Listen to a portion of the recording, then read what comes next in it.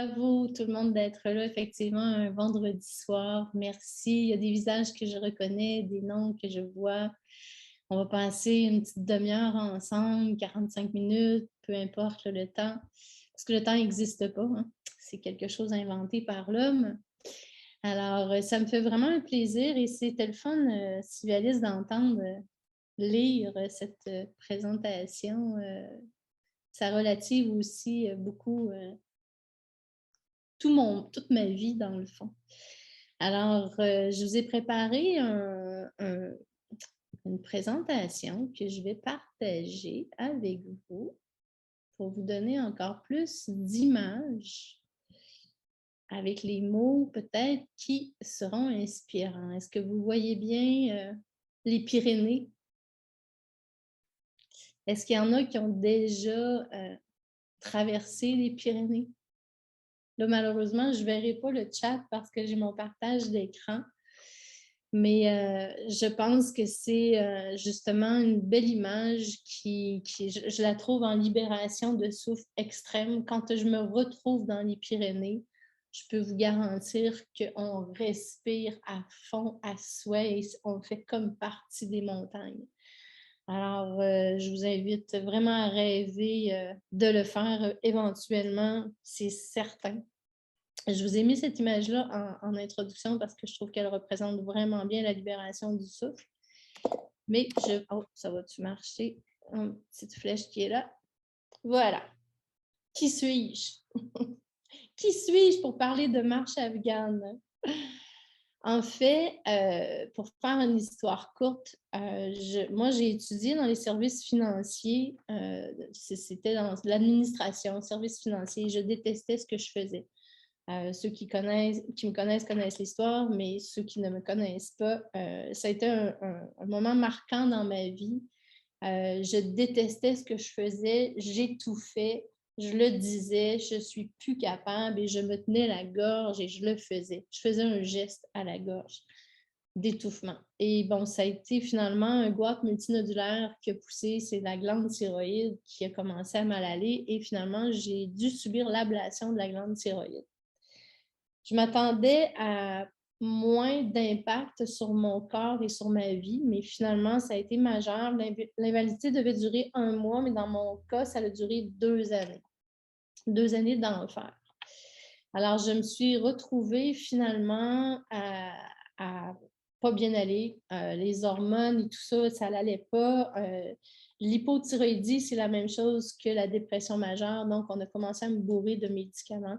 Et finalement, j'avais des effets secondaires épouvantables avec les antidépresseurs, entre autres, les idées suicidaires, d'automutilation. Ça ne fonctionnait plus dans mon corps. Alors, un matin, j'ai eu l'appel de Compostelle pour aller me libérer de tous ces médicaments qu'on m'avait donnés. Alors, je ne connais rien de Compostelle, je ne connais rien de la randonnée pédestre longue durée. Je suis une personne qui faisait du vélo.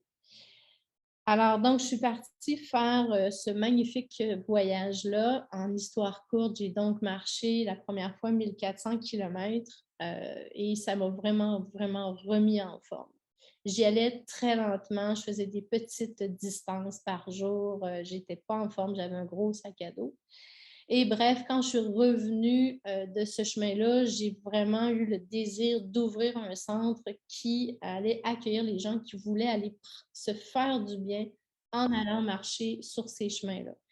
Mais j'étais tellement mal équipée que je me suis dit, ça n'a pas d'allure d'être si lourdement chargée de peur, d'insécurité, tout ce qui nous rattache et qui nous alourdit et qui nous empêche d'avancer librement. Alors, l'entreprise, c'est un peu ça, c'est pas mal beaucoup ça dans le fond, c'est de vous aider à vous alléger de cette façon-là. Un jour, Sylvie Alice est venue donner une conférence à la Tienda sur la marche afghane. C'était en Islande, je crois, que tu allais, hein, cette fois-là. Et je tombe en amour avec ton énergie, Sylvie Alice, tu le sais, hein? Et tout cet apprentissage-là que tu nous témoignais d'aller faire un voyage et de s'alléger et de se libérer le souffle, justement, avec la marche afghane. Alors, ça avait titillé beaucoup mon intérêt. J'ai eu j'ai hésité longtemps avant de devenir instructrice, tu le sais aussi. Je voyais la marche très haute par rapport à qui tu es, qui est tellement une sommité aussi dans ce monde-là. Et ben moi, je vous dis, c'est un pas à la fois, une respiration à la fois, une compréhension à la fois, la pratique. Hein, j'aime bien dire, c'est des pratiques qui se pratiquent, la marche afghane. Alors, un pas à la fois, on acquiert une aisance et on avance le cœur léger. Et comme je dis, la tête haute et le cœur léger. Alors, je suis devenue donc instructrice de marche afghane et je dirais que dans mon parcours, parce que c'est en 2011 que j'ai ouvert la Tienda, je pense que c'est ouais, je pense que faire la formation de marche afghane, c'est un plaisir viscéral de vous voir évoluer au travers de cet apprentissage-là. La connotation avec Compostelle, elle est directe. Bon, c'est ma vie, Compostelle. Je vis avec Compostelle sur les chemins de Compostelle. J'ai appris peut-être, je pense que c'est en 2016, je crois que j'ai commencé à prendre les cours de marche afghane et j'introduisais donc dans mes voyages cette façon de faire et ça a royalement changé ma vie. J'aimerais juste faire une petite information parce qu'il y en a peut-être qui ne connaissent pas les chemins de Compostelle. Alors, rapidement, qu'est-ce que c'est? En fait, c'est l'apôtre Saint-Jacques qui a voulu christianiser la péninsule ibérique qui se retrouve en Espagne et le Portugal. Il est parti de Jérusalem, il s'est rendu à pied jusqu'à la péninsule ibérique. Il n'a pas réussi, je vous fais une histoire très courte. Il revient à Jérusalem, bataille, il se fait couper la tête. 2 de ses élèves le mettent dans une barque. La légende dit que la barque était en pierre. La légende dit que la barque en pierre aurait été portée par des anges jusqu'en Galice, donc la fin de l'Espagne, le nord-ouest de l'Espagne. 813 ans plus tard, il y a un moine du nom de Pelayo qui part de chez lui dans un champ, il marche. Il est guidé par une étoile très, très, très brillante. Et il arrive dans un champ, il voit un tombeau, il l'ouvre, il voit un homme, la tête tranchée et 2 hommes à côté, 2 corps à côté. Il se dit, je viens de trouver Saint-Jacques. Alors, Saint-Jacques aurait été trouvé dans un champ grâce à une étoile. Et si on traduit ça en espagnol, champ c'est campo, étoile estrella, Saint-Jacques Santiago, donc Santiago de Compostela. Donc, toute cette magnifique découverte faisait en sorte que les gens s'en allaient, ils partaient de l'Europe en entier pour aller voir la sépulture de ce fameux Saint-Jacques. Pour prouver qu'il s'était rendu jusqu'à l'océan, finalement, il allait prendre une coquille et c'est la coquille qui prouvait qu'il s'était rendu dans le temps. Il n'y avait pas de selfie. Hein? Salut, je suis rendu à Santiago. Alors, c'était la coquille qui prouvait que la personne s'était rendue jusqu'au nord-ouest de l'Espagne, donc à l'océan, donc à la fin du monde. Donc, la coquille Saint-Jean que vous mangez vient de cette légende-là, si on veut. Et là, tout le monde a commencé à justement ouvrir des chemins pour se rendre, on le voit là, ici, là, Santiago de Compostela. Alors, quand on dit que des chemins de Compostelle, il y en a pour en faire toute sa vie. Fait qu'imaginez quelqu'un qui a juste ça à faire. C'est extraordinaire. Et on s'en va toujours vers l'ouest, vers le bout du monde. Ce que j'adore des chemins de Compostelle, c'est l'inverse de cette photo. Moi, quand je me retrouve au Québec, dans un parc, dans une montagne, je ne sais pas vous autres comment ça se passe, mais moi, là, j'ai beaucoup de misère à me retrouver de la map versus le terrain réel. Puis là, cette photo-là, je l'ai prise, on était un petit groupe, on est allé marcher en forêt. C'est exactement ça. T'es sûr qu'on est là? Il me semble qu'il y a 2 voies, puis sur la map, il y en a une. Attends, non, on s'en va par là. Et là, tu deviens tout mêlé. Tu te retrouves, évidemment. Mais on est tout le temps en mode cérébral. Et c'est ce que je trouve, je dirais, moins relaxant que quand on est sur les chemins de Compostelle. C'est pas compliqué. On marche toujours par en avant. On suit des flèches. Le cerveau, il est en congé. C'est pas compliqué. Est-ce qu'on a besoin d'un meeting, là, tout le monde ensemble, pour savoir que la flèche ici, là, j'ai perdu ma petite flèche, justement, la petite flèche jaune, ben, tu sais, regarde, on voit les pèlerins qui sont au fond. La belle flèche jaune entourée de fleurs. Tu marches, tu es dans la relaxation. Ton cerveau, ton inconscient, qui est intelligent, suit tout simplement, et ça jusqu'au bout du monde. La beauté aussi des chemins, c'est qu'on va toujours par en avant. On ne revient pas chez nous le soir. Donc, on a ce sentiment de découverte, de dépassement, de toujours avoir le sentiment d'avancer. Je ne sais pas, des fois, dans votre vie, vous autres, comment ça se passe dans le jour. Êtes-vous super occupé? Tu as l'impression, des fois, que tu es tout le temps en train de vivre en arrière pour essayer d'avancer. Ah, je voulais faire ça, j'ai pas eu le temps. Ah, j'ai pas eu le temps de faire ça. OK, je vais faire ça, je vais revenir. On est tout le temps sollicité d'un bord et de l'autre. On embarque sur le chemin, on suit une flèche, on avance par en avant. On va avoir du temps pour justement faire la fameuse fontaine de jouvence. Ceux qui ont fait la formation de marche afghane, cette fontaine de jouvence, ça nous porte. On avance et on est vraiment, je pourrais dire, porté sur des kilomètres parce que le fait de faire une belle, longue technique de marche méditative, on est en pleine conscience constamment. On est dans des sentiers. C'est sûr qu'on a des dénivelés parfaits pour ce genre de marche-là. Ce qui va être favorable en même temps, c'est on passe au travers des villes, des villages, des montagnes, des forêts. Et là, quand on sait qu'on a un bon grand plat à faire, qu'on est peut-être un peu fatigué, on se dit, OK, je rentre en fontaine de jouvence. Donc, on va être super porté. C'est tellement magnifique. La marche de longue durée, ben ça dégage définitivement les hormones de bonheur. La sérotonine, c'est toutes des hormones qui sont sécrétées par l'activité physique. La sérotonine, l'endorphine, la dopamine, l'ocytocine. J'apprenais aussi dernièrement que ces hormones-là extraordinaires qui sont dégagées par l'activité physique, il ne faut pas arrêter la phrase juste là. Elles sont dégagées par l'activité physique à condition qu'on soit conscient de ce qu'on est en train de faire. Si on est en train de marcher et qu'on pense à plein d'autres choses que ce qu'on est en train de faire, ben, on est en train de les bloquer, ces hormones du bonheur. Alors, c'est d'autant plus important d'arriver à s'arrêter, prendre conscience. Sérotonine, on l'appelle, c'est une des plus grandes hormones du bonheur. Les antidépresseurs, c'est de la sérotonine chimique qu'on reçoit, donc autant y aller de façon naturelle.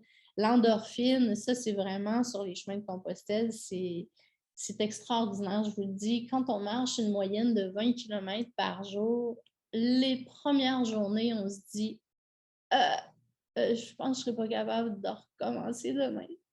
Ouah! Et on se lève et c'est magique. On est capable, notre corps est super intelligent. Alors, le fait de sécréter cette hormone, ben, ça va même aller jusqu'à la dopamine, qui est l'hormone de récompense. Hey, j'ai marché 20 km, je suis fatiguée. Ah, mais wow, j'ai réussi. Et mon Dieu, on a plein d'occasions de dégager notre dopamine. On peut se coucher dans notre lit, c'est frais, wow, c'est doux, c'est magnifique, toucher. La dopamine, c'est une hormone, en tout cas moi je pense que je suis dopée de dopamine parce que je m'émerveille sur tout dans la vie. Ceux qui me connaissent vont être d'accord. Une des hormones qui ont été très, très, très privées dans la pandémie, ben, l'ocytocine, qui est l'hormone de confiance, d'amour, d'attachement. Alors, faire un hug aussi à un arbre, faire un hug à un ami, ça en fait partie. Moi, j'en parle dans mes formations de marche afghane parce que je trouve que c'est tout par l'activité physique, dont la marche afghane, dont Compostelle. C'est des hormones, c'est tout du pur bonheur qu'on peut s'offrir à soi-même. On n'a pas d'excuses. Ceux qui me connaissent aussi, et dans la formation, je le dis, les gagnants, ils ont des moyens et les perdants, des excuses. Hein? Fait qu'on se trouve le bon moyen pour se faire du bien, finalement. Sur les chemins de Compostelle, on peut marcher seul, on peut marcher en groupe. Moi, j'aime bien dire marche seul, marche en groupe, mais marche. C'est ça qui est important en même temps. Ceux qui vont partir en voyage de groupe, on aime ça le dire aussi, le matin, on déjeune ensemble, mais le reste de la journée, c'est comme un accordéon. Ça s'étire, on se rejoint, il y a la flèche, il y a les habitants qui nous remettent sur le chemin. C'est une symphonie extraordinaire, c'est tout doux, OK? Et quand on veut marcher seul, si on est avec quelqu'un, ben on peut le dire simplement, ben, ça me tenterait de marcher seul. Ben, il n'y a pas d'excuse. C'est simple, c'est accueilli. On n'a pas à se trouver une façon de dire « Ah, il me semble que je marcherais toute seule. Comment je vais dire? » Non, non, ça en fait partie. Parce que des fois, on aime être seul, puis d'autres fois, on aime marcher avec d'autres.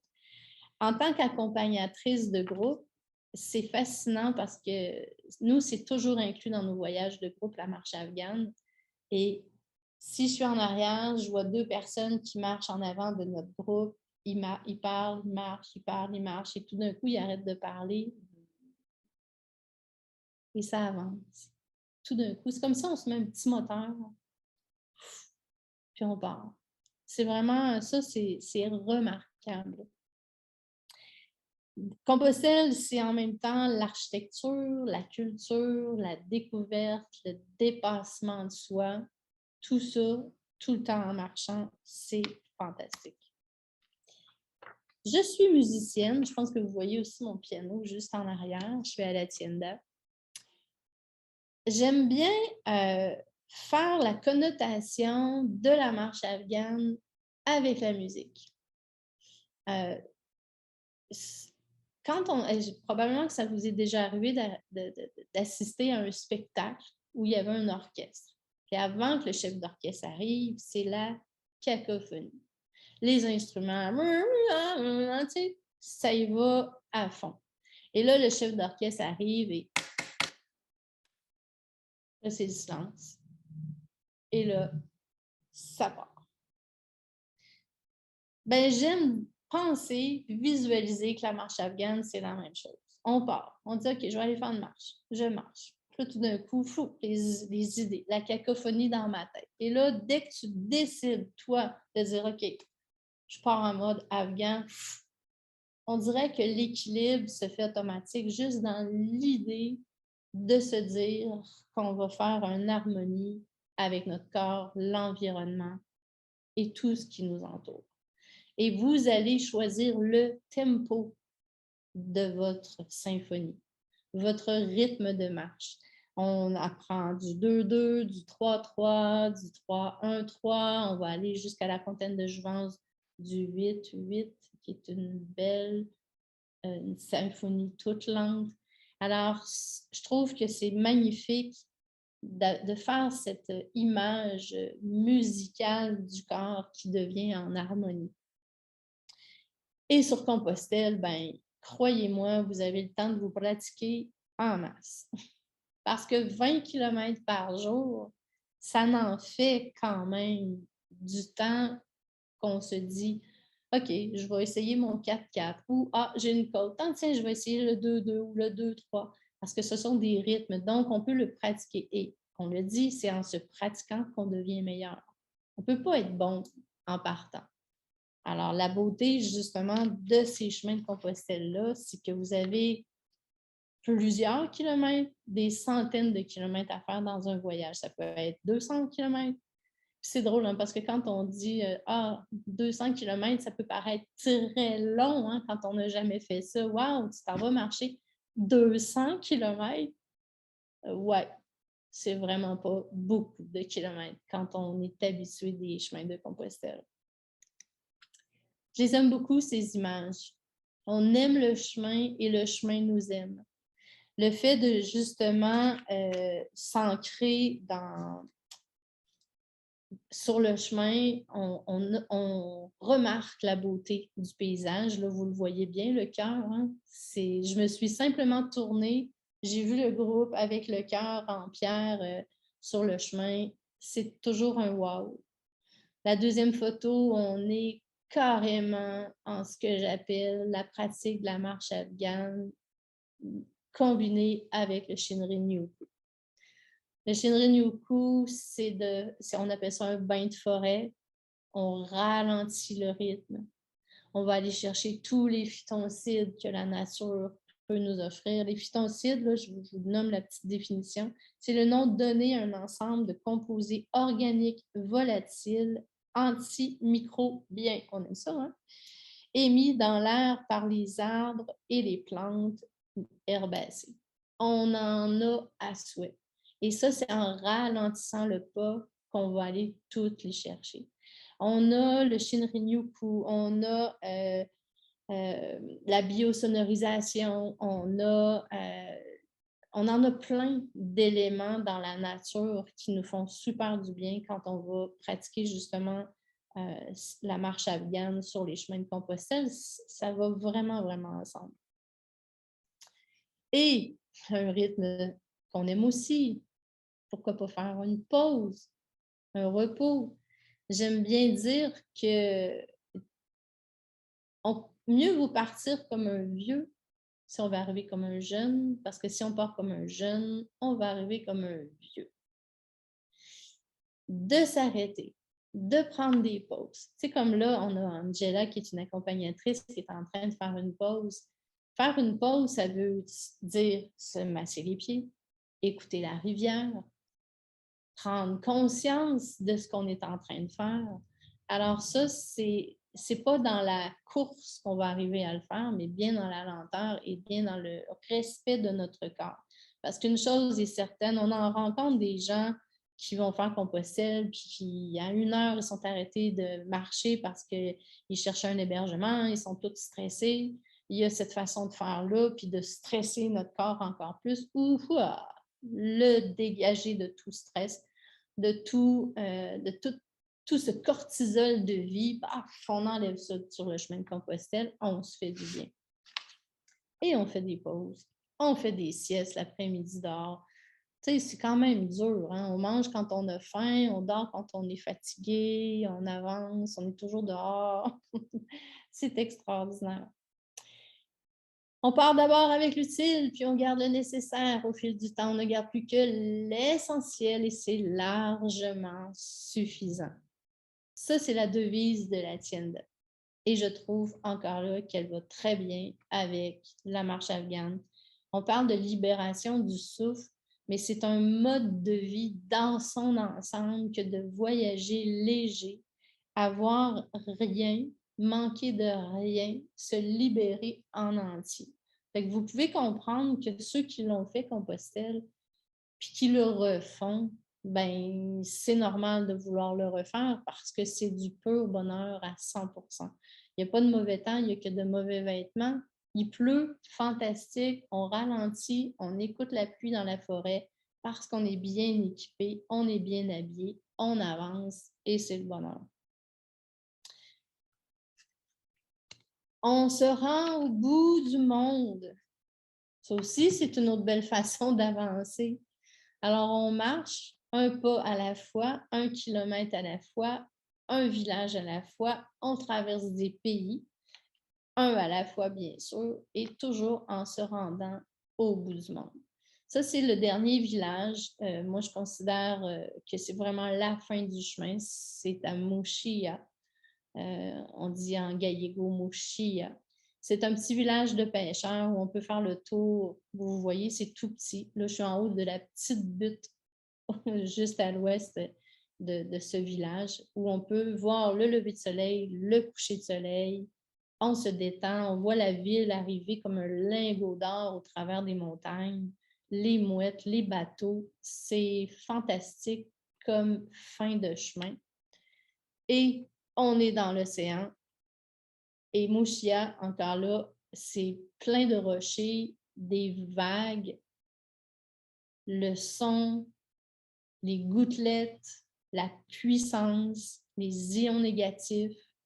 On dit qu'il favorise les échanges entre les cellules et la pénétration d'oxygène au niveau pulmonaire. Les ions négatifs ont également la particularité de débarrasser l'atmosphère des bactéries. L'air marin est si pur par rapport à celui des villes qu'il y a environ 100 fois moins de germes. On va dire qu'en temps de pandémie, là, on a hâte vraiment d'y arriver à ce bout du monde avec tous ces bienfaits dans le fond. Alors, je donne des formations, oui, de marche afghane. J'en ai rajouté dans le calendrier parce que là, je pars le 28, la semaine prochaine. Je pars faire le chemin portugais. Ensuite, je reste en Europe et j'accompagne un groupe pour faire ça s'appelle l'Autriche, le chemin de la Lèche. C'est un chemin de marche contemplative, méditative, où la marche afghane va évidemment être vraiment mise à l'honneur. Alors, tous nos voyages ont toujours la formation. J'envoyais toujours les gens à Sylvie Alice au début. On arrivait là en grosse gang.